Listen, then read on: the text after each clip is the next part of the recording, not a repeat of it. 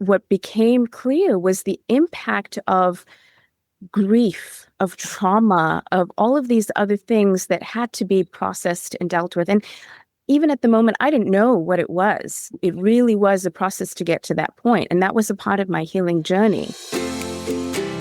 Welcome to the Inspired Living with Autoimmunity podcast, the podcast for high achievers who want to stay sharp, focused, and full of energy despite their diagnosis. With your host, National Board Certified Functional Medicine Health Coach, Julie Michelson, where Julie helps you take your power back from autoimmunity. And now here's your host, Julie Michelson.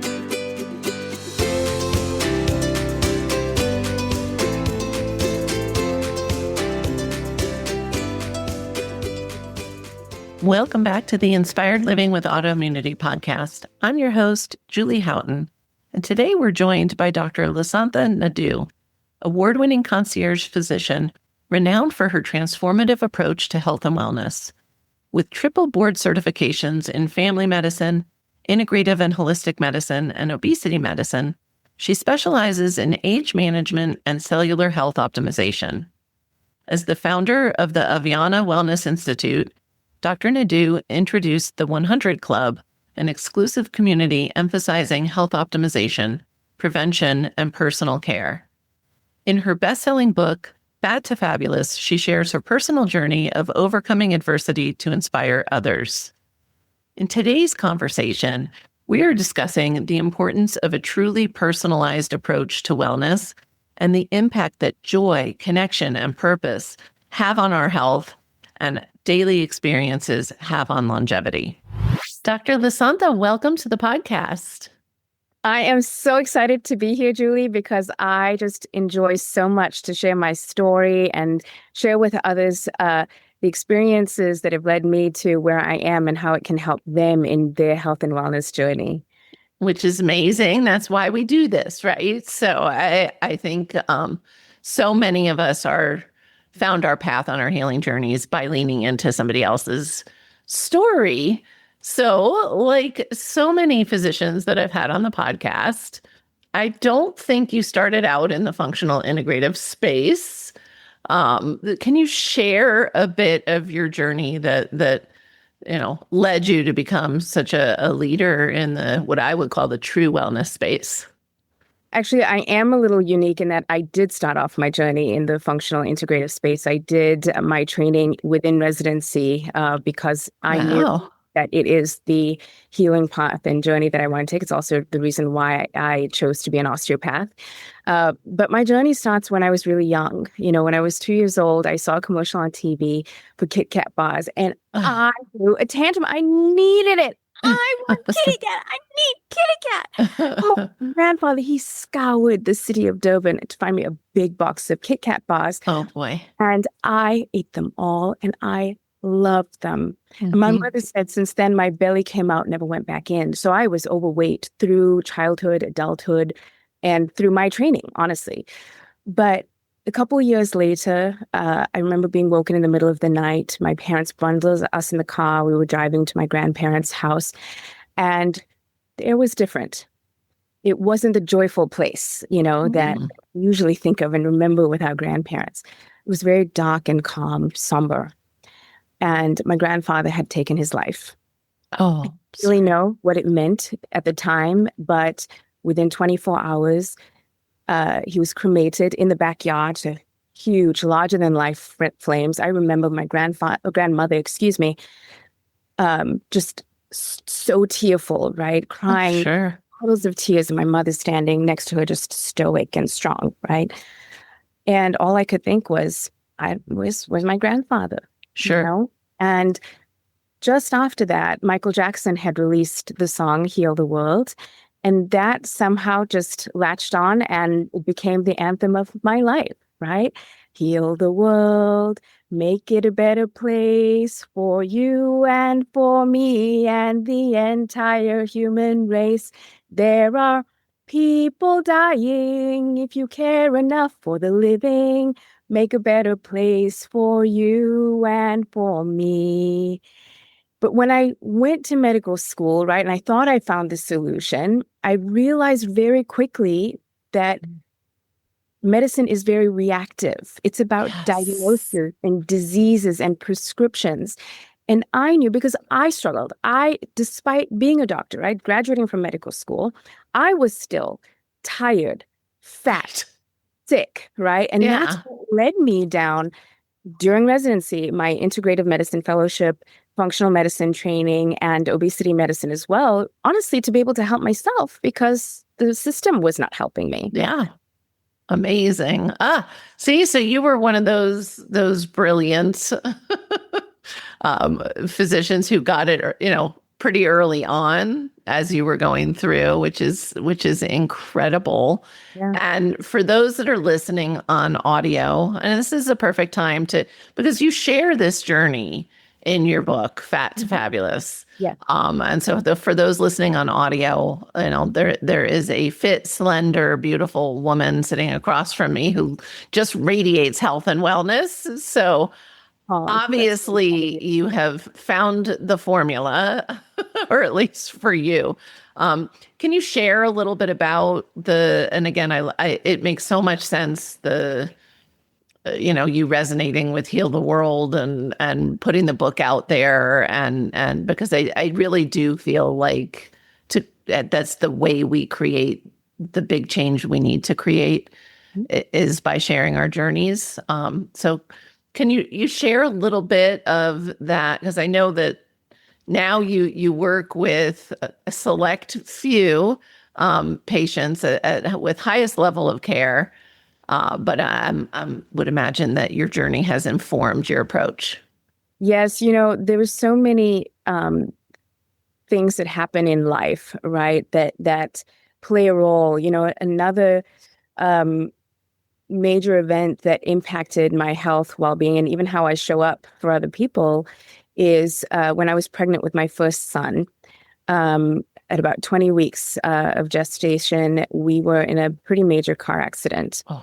And I was actually driving to my OB appointment, and all of a sudden we see this car just swerving all the way in front of us, and boom, our car was smashed. My husband was panicked, right? He was like, Sure. didn't know what to do. And I was previously an EMT, so I just went into EMT mode, right? Calm, protect the baby. That's the number one thing.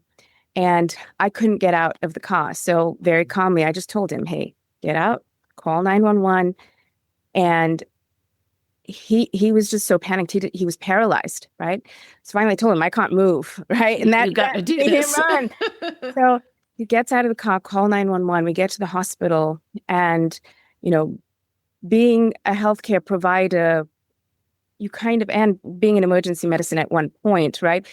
The signals that kind of go along. So one of the first things they did was an ultrasound, and they couldn't find the baby's heartbeat. Mm. She didn't want to tell me that, right? Yeah. But I knew. But you were, I didn't yeah. want to say, to protect my husband at the time. And especially being the first child, right? That was a very devastating moment. But besides that moment being devastating, the years that followed, honestly, 9 years beyond that, I had back pain that just wouldn't go away. All the imaging was normal. I saw every specialist. I'm an osteopath. I've been treated with osteopathic manipulation, all sorts of other healing modalities. And that pain just never went away. And finally, it got to a point, and it was actually during my weight loss journey, that the symptoms had worsened. In the meantime, I'm going through a legal battle with the insurance company because they refused to pay for anything because they believed that I'm a physician, and because I'm well-versed in healthcare, that I'm gaming the system. I'm scamming the system because there was no evidence that something was wrong. And there came a point a few years ago, actually in 2023, my grandmother was visiting. She was 84 years old at the time. And she was here for her birthday, and I was determined I'm going to give her the time of her life, have her experience things that I believe she would never experience at all. So I took her indoor skydiving, and as she's Oh my sitting down, she's like, gosh. I'm deathly afraid of heights. And why'd you agree to do this? And she says, well, because the one thing I've learned in my life is I have to face my fears. And not only did she Mm, do that skydiving, she did the high flight on that indoor skydiving. wow. We went jet skiing, we went horseback riding, but she was ready and willing and able to go back again and again. But I struggled to get up and say, because my back was killing me, right? And Mhm. I had young children. I don't want my children to be growing up with a mother that can't do these things with them. So that was Sure. a very emotional moment for me. But also upon in time in my weight loss journey where all of a sudden my symptoms had worsened when it should have gotten better, right? And it took a multidisciplinary care team to finally come. As a physician, I couldn't diagnose myself, right? My specialists had a hard time. But ultimately, we got down to a few different routes. One was it was actually not a back injury, it was actually an abdominal injury. And so I needed Goodness. surgery and I needed time to heal from that. But also, what became clear was the impact of grief, of trauma, of all of these other things that had to be processed and dealt with. And even at the moment, I didn't know what it was. Right. It really was a process to get to that point. And that was a part of my healing journey. Fast forward, I ultimately had the surgery after a lot of humming and hawing of, oh, well, I've dealt with it for so long already. How can I take 12 weeks off of work? Who's going to help me? It's going to be too much for the husband. But again, that instance with my grandmother was just the, nail on the Yeah. top, essentially. And I went Sure. ahead. And to me, the most fascinating thing happened was that when I went through the surgery, my community came forward to me. I always see myself as the healer, as I'm the giver. I help others. That's what brings me joy, right? Sure. I never expect anything in return. And here I had my boss offering to take the kids for their classes, patients bringing food over, for the family, Sure. people offering to just sit outside with me, just to get some fresh air as I'm recovering. People that I didn't even consider necessarily to be in my community Right. just showed up. Yeah. And that sped up the healing process. That is what really helped me stay joyful, stay present, remind myself of the purpose and the value of having people in a community around you. And that was, probably a pivotal moment career-wise, right? Because Yes. all of these stories and the healing from these stories and these journeys that we all have and we all experience, that goes beyond the prescription, the diagnosis, Yes. and things like that. And a lot of people thought when I put out Fat to Fabulous, they thought this is uh, a weight loss manual. And it's Gotcha. not. It's really it's all my It's your stories, and journey. it Yeah. was my journey, and I put it down for my own healing, first of all, but also in hopes that other people see themselves and say, okay, how could I apply this in my own life? Or, Yeah. how could I think about this maybe differently? Or, you know, what the value of a 10-minute walk out in the sunshine, barefoot, on the Yeah. ground, how healing that can be for the immune system, the cardiovascular system, the nervous system, all of these things. We spend so much time and energy on supplements, on, expensive treatments, on pharmaceuticals, but yet we don't leverage what we've learned growing up, what Yeah. nature provides for us. And that provides so much more healing than all of Yes. these other things with less time, I believe. Yeah. Well, if it's just incorporate, I mean, it's incorporated in the day. I Exactly. want to ask you, because something came up for me listening to that healing journey, and I'm going to start with just a question.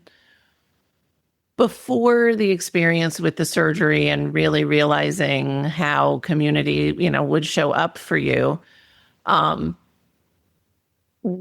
throughout your life, had you learned to allow others? Because it's so common for the caretaker to, I got it all, and I'm good. I don't need help. I have found for so many of us on healing journeys, realizing usually out of necessity, but that allowing others to help, Yeah. not only is it a Allow gift. yourself to receive in Yes, general, that receiving.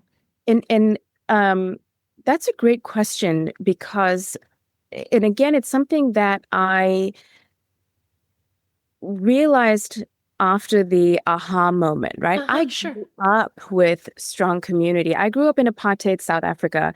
And, you know, with the apartheid regime and the segregation isolation, communities had to stick together. Sure. So my aunts and uncles were like my parents. My cousins Right. were like my siblings. My neighbors were like my aunts and uncles. That's how we grew up. But yet, over the course of time, the the thoughts, the beliefs, the patterns of thinking, and this is again such a huge thing that I Yes. talk to my patients about, creep in of I have to be strong, I have to Yeah. be resilient, I have, all of these things, Mhm. and block out those Right. initial moments that we may have gathered. And some people may not have experienced that, but realize the value because they have not experienced that. Right. Right. So for me, now I look back and I realize, it was almost a defense mechanism, right?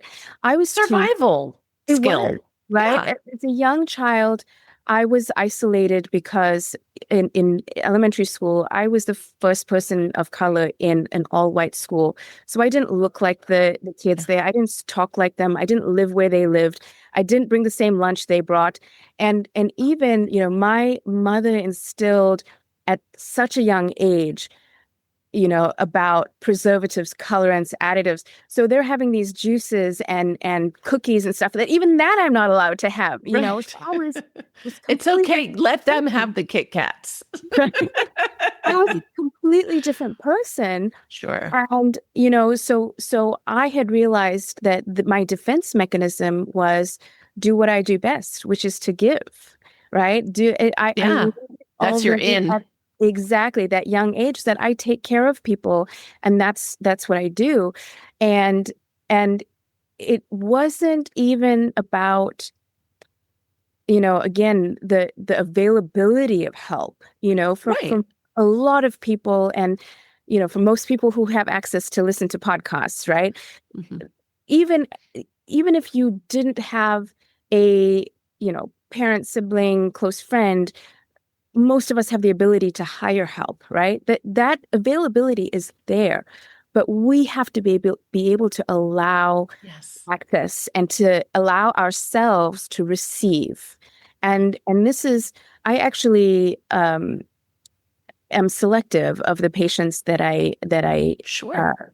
enroll in my program, because I need patients to understand that, again, for me, it is not a quick fix. It is not about, you have high blood pressure, here's a prescription for lisinopril. Right. We really dig deeper into all of these aspects of relationships, of communication, of community, of purpose, of um, giving back, and we do events together, and we have a community amongst us to promote those aspects of wellness and healing.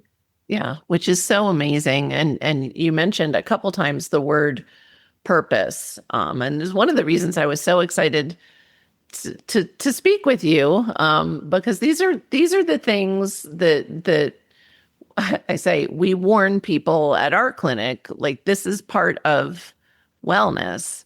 But I find it's heartbreaking how many people, when they first step through the door and you ask about purpose, and they just glaze over.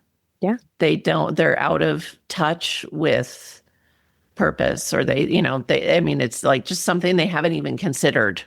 Yeah. So I want to talk a little bit about that. We talk a lot about blue zones. I know you do too. And I love again, is why I got goosebumps, because it's back to nature, right? You mentioned Yes. walking barefoot in the sunlight, it's like, it can be that simple Uh-huh. of living how we were designed to live, which includes community and purpose. Yeah. And so Yeah. there's all this, what do they eat in the blue zones, and what do they, but purpose is such a big part of the longevity factor in Yeah. those and you can't separate, right? It's like the body. We can't just treat one system. Exactly. It's not just purpose, it's also System that works community. together. Yeah. Yes. Yeah. This is something, it took me a while to understand. And a friend of mine had pointed out, he said to me, he says, you were so lucky because you clearly had a sense of purpose from very young. He's been Yep. a friend of mine for decades. And so, as I mentioned, I was clear from a very young age how I wanted to show up as a doctor. Right. And so initially it was difficult for me to understand why it is this concept is so foreign to other people, right? And how do you bring this up or kind of inch your way there, right? Yeah. And so what I start off with is the basics of, what do you enjoy, Yes. right? What brings you joy? What was some of the best memories in your childhood, right? Because those are the things Yep. that that kind of align with purpose for a lot of people. Sure. And sometimes it's not the best thing. Sometimes it is tragedy, like in my case, right?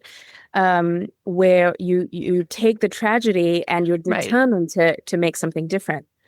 And so that's what I start off with, right? What Yeah. brings joy? And it is fascinating that these days a lot of people struggle They don't with know. that.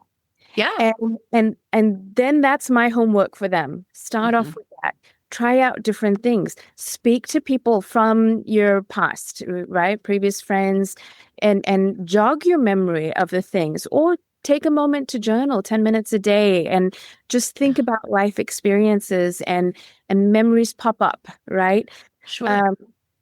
And to me, that's a great place to start off with. And what brings you joy may be an experience, but it may also be a feeling.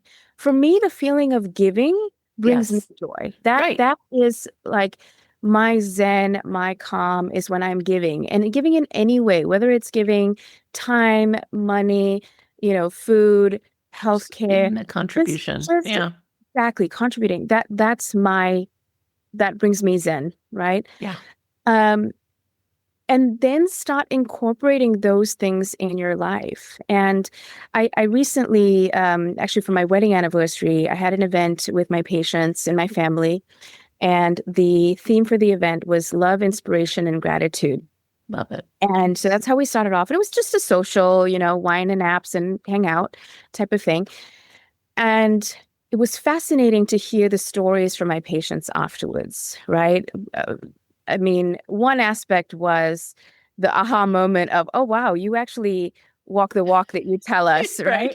Which was kind of cool. I was You're like, living it. Yep. yeah, you didn't think that I was. That was actually a huge part of why I started my practice the way I did, because I felt like I had to be authentic in that way, right? Sure.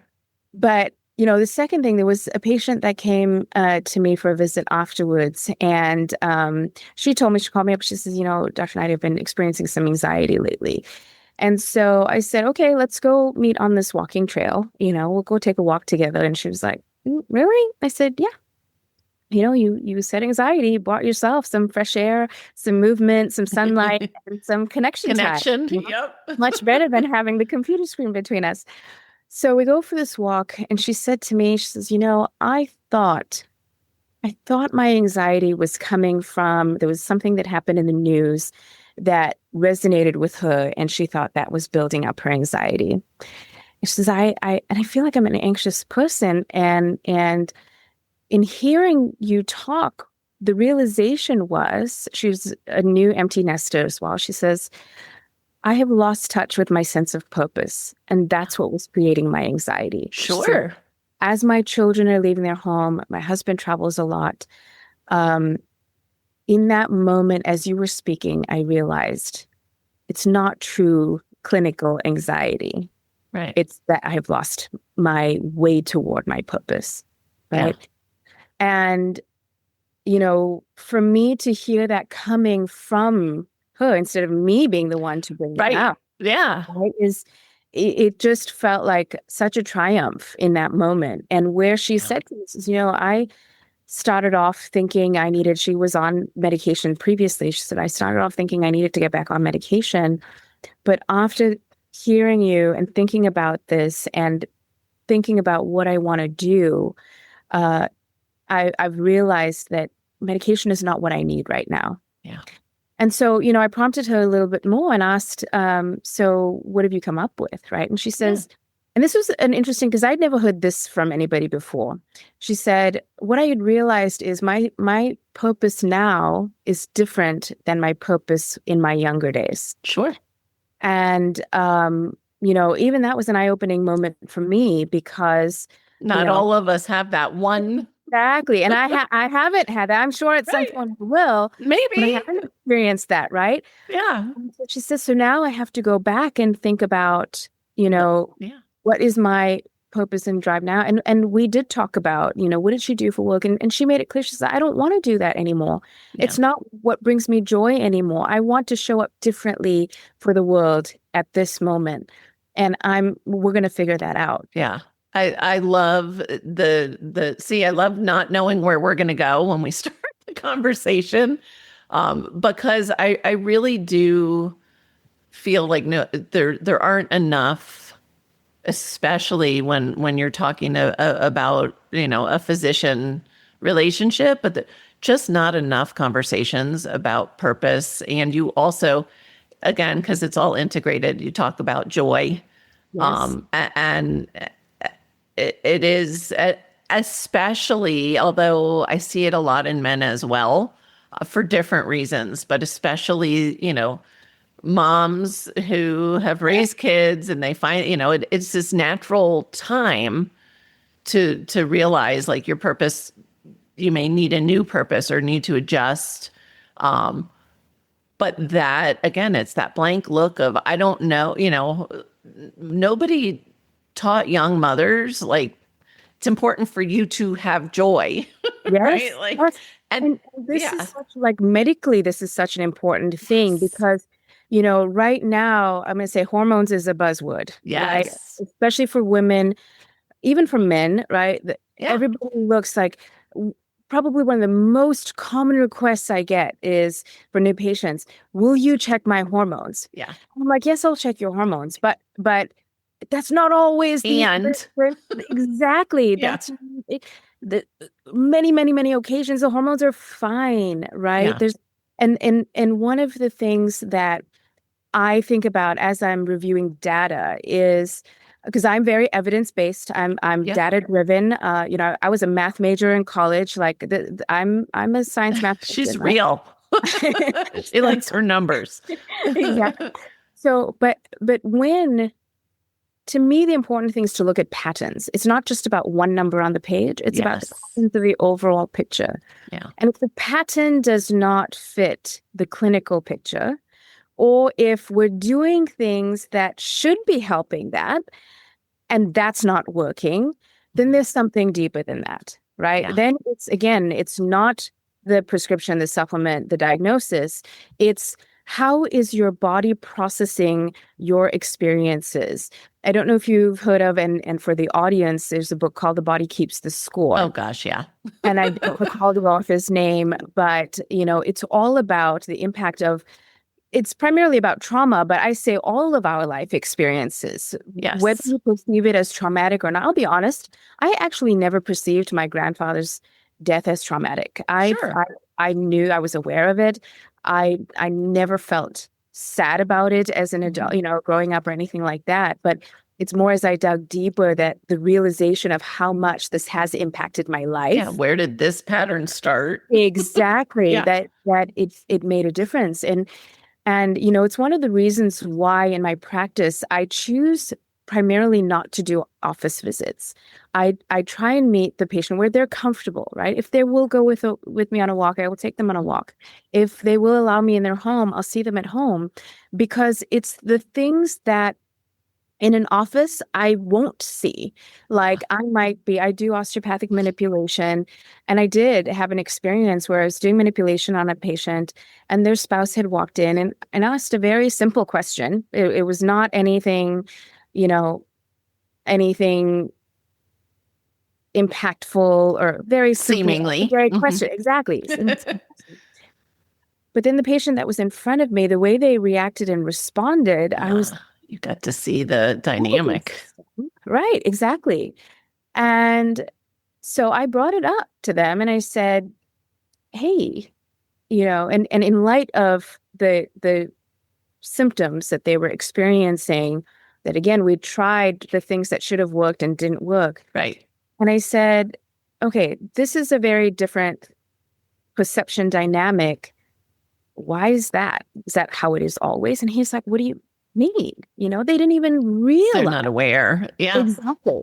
And as that conversation continued, it became clear and brought back to first a experience in childhood that was relived decades later. And now the thought of the spouse being like, the person from childhood. And that changed my entire treatment plan for this individual, right? Because now we were using prescriptions. Right. Now we moved away from prescriptions. Different homework. But it was healing the physical body with manipulation, with physical therapy. But then he had homework to do on the side as well, right? And it just that combination of all of it is what creates a significantly better result, and long term, right? Like we're talking about longevity and long-term wellness and true healing from, people are always asking, well, do you think your RA symptoms would ever come back? And I'm like, well, if I was living like I was back then, sure. Yes. Why wouldn't they? And sometimes that happens, right? Sometimes I have who had severe RA actually also, and was on biologics, tried everything, couldn't get in remission. DMARDs, biologic, you name it. I went through the process and she was in total remission, not even eating ibuprofen. Yeah. A few years later, she comes back to me. This was many years ago. She comes back to me and all of a sudden she had a flare up. And we're both trying to figure out what was going on. And she had a favorite restaurant that she went to. They changed the chef, and she had done her due diligence. She still ordered what she always ordered. She asked them, was there any changes to the recipe? None of it. No, yeah. And but then the next time she went and she was talking to the manager of the restaurant and just explaining this thing, she frequented it, so she was known, right? And he said, I think the only change is that the chef put paprika for color on the chicken. And she's like, it was the paprika, Nightshade sensitive. Exactly. And it's like, okay, but she's now so aware of her body. She knows where to look. She knows what to search for. She knows what to do to undo. And sometimes it can be a stressor. Yes. Right. It doesn't have to be, although that's usually the first place we think is like, what did I eat? What have I, but it can be a stressor. It can be a, post-viral inflammatory response. And just like we have patterns, our body has patterns. Exactly. And my goal is to teach people, how do you identify these patterns and how can you know, when is it do I need to be thinking about my gut? When is it do I need to be thinking about my hormones? When is it do I need to be just taking a step back and focusing on rest and relaxation to rebalance all of these things? And this is where I do love trackers, things like Whoop and Aura Ring well, because on many occasions, especially with high functioning people, right? And super successful people, a lot of times I hear where I see the evidence that the body is stressed, Yeah. I will hear, but I don't feel it. I don't feel stress, right? Because it's just their MO. It's just the it's way their typical. yeah, Yeah. that's and this actually was a big aha moment even for me. When I first got my Aura ring and I found that my stress levels were worse in my sleep. I Yeah. was like, I've never seen this. This is ridiculous. Is this thing even accurate? Like asking myself all these questions. And then Sure. it prompted me then to think about, okay, what am I doing before sleep? Or what's going on when I'm sleeping? And for Yeah. me, I'm not an anxious person at all. So this is not an anxiety thing I don't feel this is an anxiety thing for me. But my sleep time is my visionary time. That's when I'm Yes. thinking about, what Busy. do I want to do with my patients? Hmm. What do I want to do next? Where do I want to go? Like Yeah. that my brain is working from that standpoint. And it's joyful for me, but apparently my body perceives it as stress. Right. So now what I That do, I yeah, want to sorry, I got excited because that's we think of stress as bad yeah, and it's not. And we have to remember that even a positive event, it can be a stressor on the body. It yes, doesn't, yes, and we need stress. yeah, And it's how it's we not grow. about getting rid of stress. It's about managing how our body perceives the stress, right? Yes. So for Yeah. me, what I did is I started journaling about 10-15 minutes before bed, To get get it all these out. things out of my head onto Yep. paper. And so even at nighttime, then if something creeps in, I can remind myself, okay, I processed some of this stuff and I'll remember to do it in the morning, right? Yeah. And I have noticed actually last night was a particularly restful night, yet I didn't sleep for long. I typically say 8 to 9 hours is what my body loves. Uh-huh. Last night I slept for 6 hours and I woke up without an alarm before the sunrise. I actually posted something this morning because I'm like, this is unheard of. I do not Yes. wake up before the sun, and I woke up before the sun and enjoyed my walk, got some meditation, yoga, breathing in, grounding on the grass and, just it changed my day. It Yeah. changed my outlook and, just paying attention to these small details that can have significant impact. Yeah. I can totally see my very first client when I opened my coaching business used to get tons of REM and like literally minutes of deep sleep. Uh-huh. And same thing is because he was, a doer, multiple companies, and we laugh at. He's now a dear friend, and we laugh about it now. It's took years Yeah. of all the things, including circadian rhythm, and I love for listeners who are like, huh, that you gave such a great tip there of like doing that brain dump. Yes. They even make for people that still may pop with ideas in the middle of the night. They make a pen that has a little red light so Oh, that you could keep next to the bed, but so you can write something down, but you're not getting you don't have to turn the lights on or anything. share that with me. I've Very never seen fun. that. I will. Yeah, I never did that. And so you bring another great point that I find myself talking to patients a lot about, which is the circadian rhythm. Yeah. And people think about circadian rhythm as just your wake up and sleep time, right? But circadian rhythm is far beyond that. It's essentially the entire rhythm of your body that impacts every aspect and every system of your body. From the moment you wake up and everything you do throughout the day, when you eat, how you eat, what you eat, when are you looking at the sunlight, how are you moving throughout the day, um, when are you looking at your devices and all of these different things that impact what, the middle of the night might look like for you. And Right. what I think a lot of people are unaware of, people know generally that insulin and cortisol and, testosterone, like all of these different hormones play a role in our health, and especially with autoimmune stuff or with weight management or, um, all these different things. But those are the most common things that come up, right? Sure. But the important thing about circadian rhythm is that you really are setting your body up from the moment you wake up. Yeah. And even although I say I never wake up, before the sunrise, Typically. Yeah. yeah, if I do, then one of the things I do is I try and be outside for that first morning light, right? Yeah. Getting that first morning light in your eyes, unfiltered, no glasses, even for your skin, no sunscreen. 10 minutes, you're not going to get skin cancer because of that. There's far more benefits, to that.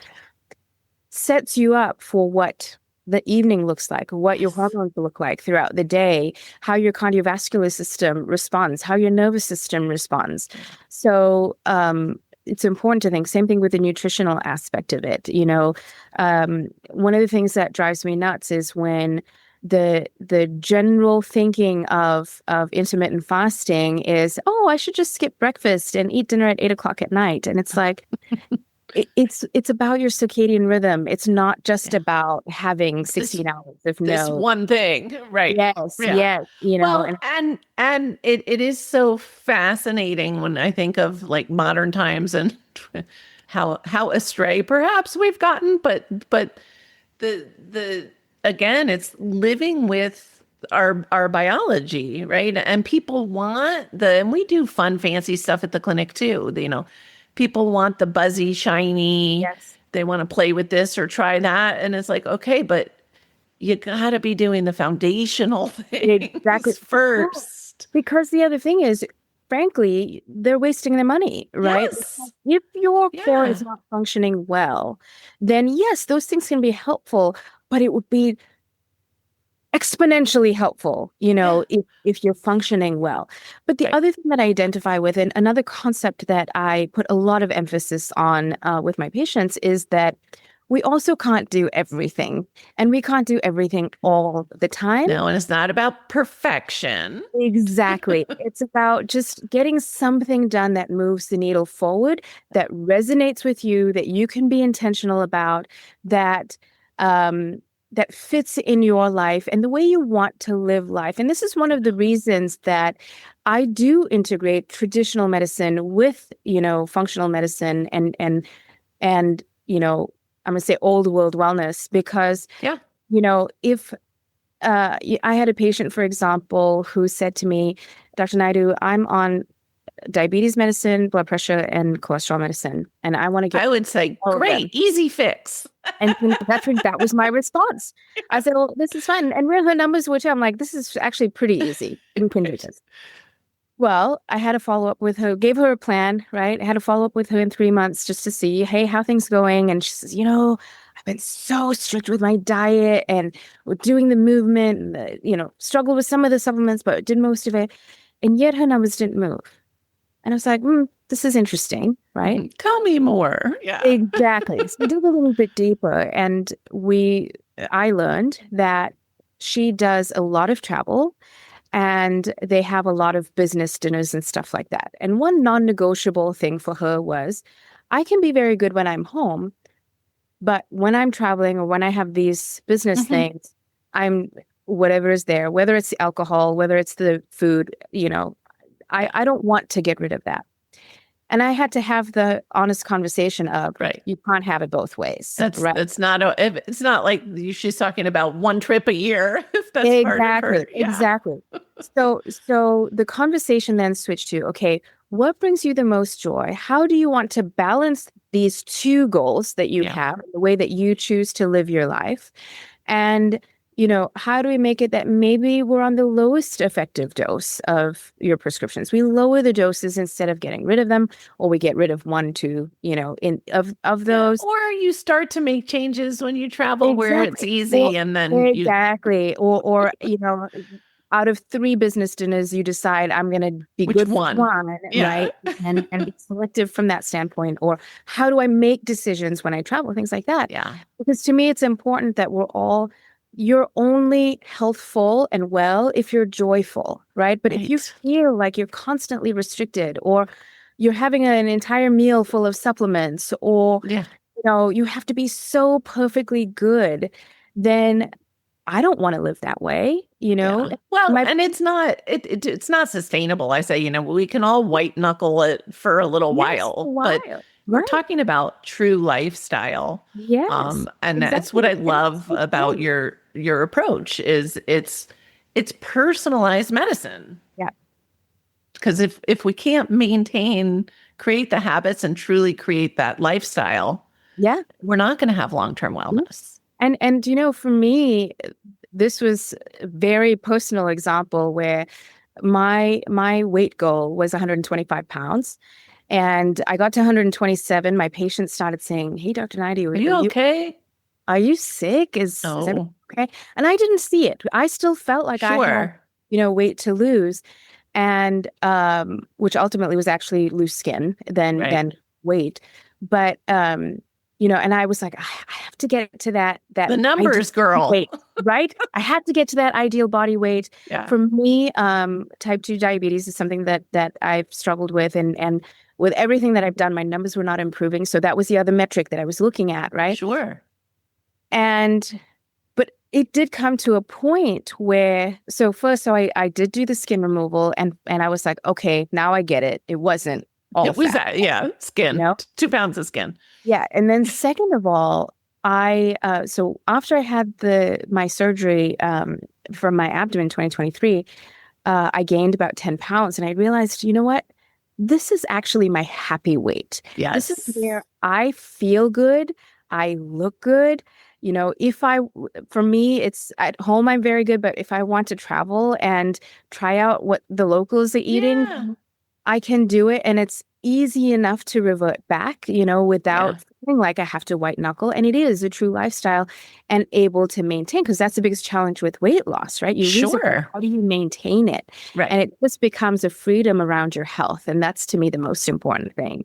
I love that you said that, the shared, the personal. I think we all can do that with ourselves. I just went through this with a client who just lost, my gosh, almost 50 pounds, which was beyond the original goal, but kind of same thing. She had this ideal weight.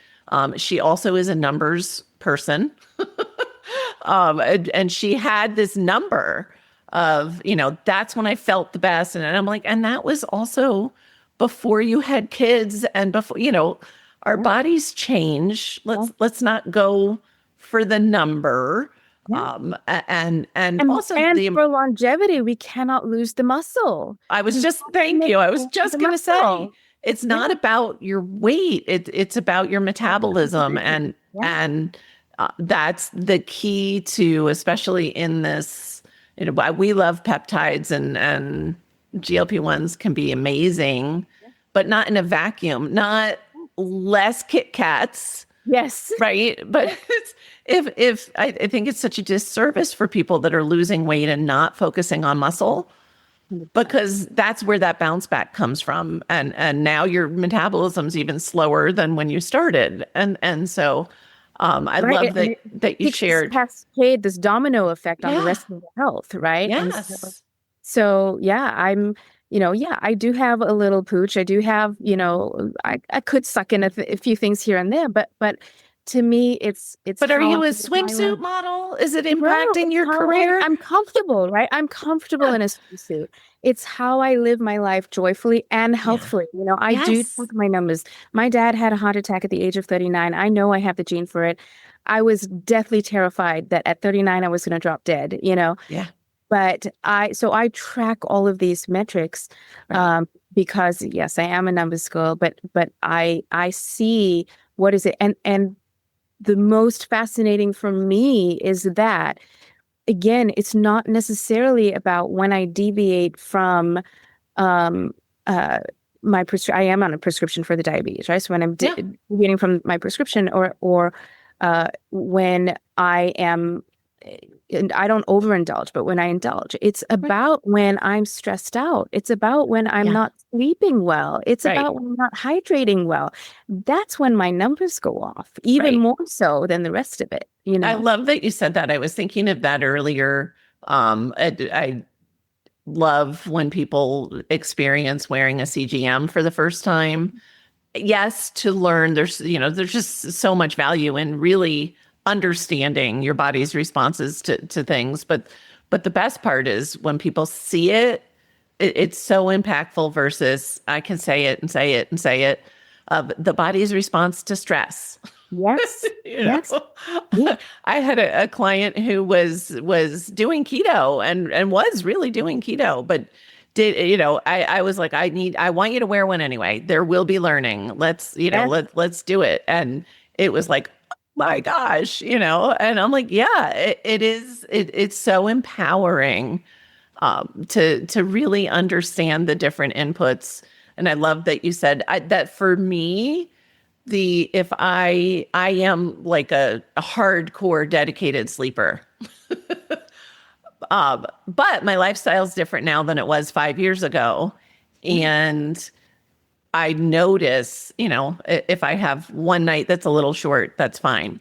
But if I start to stack those nights together where somebody else might not blink, 6 hours, that's not that bad, But for me, I can't, if I do that 2, 3 nights and beyond that, I will start to feel the inflammation Yes. starting.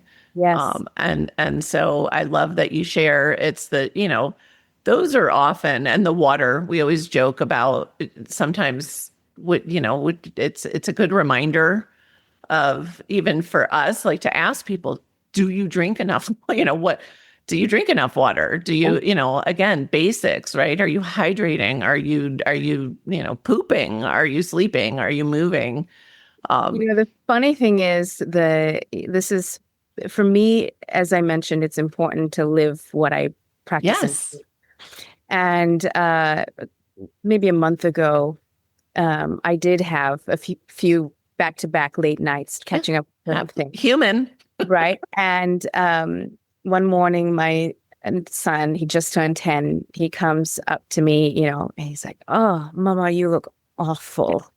And I said, "Yeah, I'm just tired." And he said to me, he says, "This is not okay. You tell everybody the importance of sleep. I don't understand why you're working till late in the night when you know how important it is for your health. You need to be doing it too." So they keep me accountable. My patients. I love it. Of course. Amazing. But one last thing I want to say is also that there's a lot of things, as we pointed out, right? There's a lot of things out there, and health and wellness is so personalized and individualized. And one thing that I do now that I think is a game changer in my practice is that I literally get to the cellular level in terms of personalization. And so for so many people, there's this aha moment of, wow, I thought I was doing things so healthy, right? I was eating these healthy foods. But the realization is, what's healthy for me? It's not healthy for you, right? Yeah. There's nothing, people talk about, I'm going to get a little political here, right? People talk about vaccines, people talk about prescriptions. But the reality is, you can eat a strawberry and have anaphylaxis and die, right? Sure. Everything has risks, benefits, side effects, interactions, right? You can have omega-3s and bleed out when you have surgery because of the blood thinning effects, right? Yeah. We think that everything is so fantastic in the natural realm, but the reality is, even in that, when it comes to nutrition, when it comes to how do you move, when it comes to what should I be eating, even that is personal. And so, doing a chia pudding with golden milk can be absolutely awful for you, right? It may not be an option for you, but be a superfood for somebody else. And I was sensitive to turmeric, because I was probably pounding it for years when my RA was out of control and I had leaky gut, So I love that you highlight that. And we have covered a grand scope. And I also want to thank you and appreciate you for sharing so openly. I've had so many people say, people will hear my story and they'll show up and be like, "Well, I want to get off my medications." And I'm like, like you did, because they'll hear, mine weren't working, or I wouldn't be here, right? I would just be. But there's and I've shared this before on the podcast. I take thyroid hormone. I will fight you in an alley. You may not have my thyroid hormone. You can have my wallet. I just, to me, there's no like badge for, I'm not ever using a pharmaceutical, or it's about what do you need to do to live your best, fullest life for as Exactly. long For as you. possible. Yeah. And Yeah. so I just wanted to like genuinely from the heart appreciate you showing up so openly, like, hey, look, the standard is, full life. Yes. And yes, I'm doing my part. I'm sleeping, I'm walking, I'm hydrating, I'm, Yes. contributing, I'm joyful, I'm connected, but, and my body needs some help with this thing, Yeah. so I appreciate that. And these days, and I see it a lot, especially in the work that I've done, I'm going to say in the last 5 years or so, right? That people believe that you have to be wealthy to be healthy, right? Because you have to buy the Yeah. certain types of food or the pay for this, even if it's a peptide, right? And Right. and yes, those things can be good and helpful, but I just like to remind people that true health is real wealth, right? Is you Yeah. you cannot you can be the wealthiest person and sick and miserable, right? Yeah. When you're truly living healthfully, joyfully, with Yeah. purpose, and showing up the way your best self should show up, Mhm. that's the real wealth. Yes.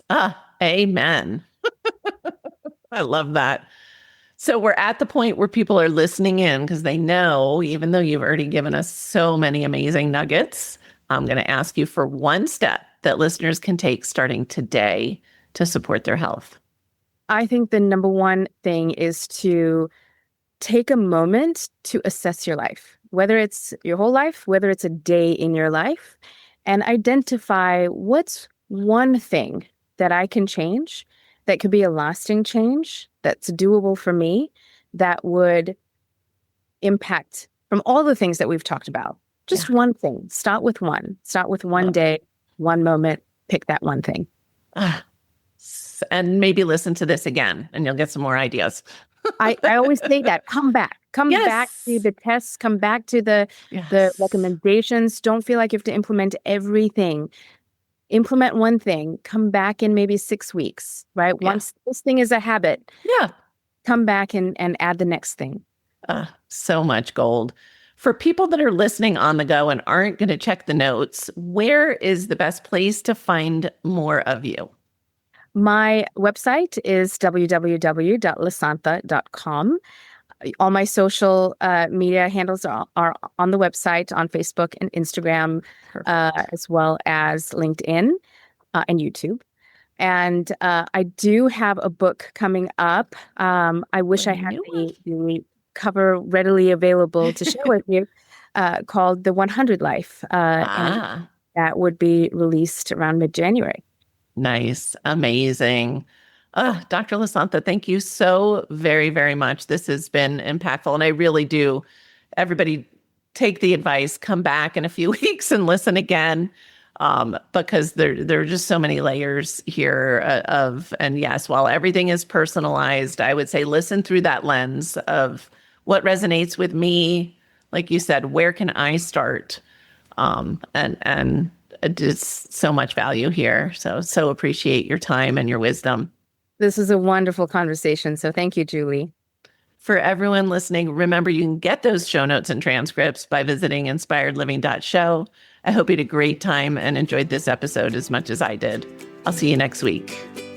Thank you for listening to Julie Michelson's Inspired Living with Autoimmunity. Did you enjoy this episode? Please like, share, and subscribe wherever you listen to podcasts. If you'd like to get a transcript of this and every other episode, just head on over to inspiredliving.show or click on the link in this episode's description. There, you can also find everything we discussed in this episode, including links and information about our guest. You can even send in your questions to be answered by Julie in a future episode. That's inspiredliving.show. Until next time, this is Julie Michelson's Inspired Living with Autoimmunity podcast. helping you take your power back.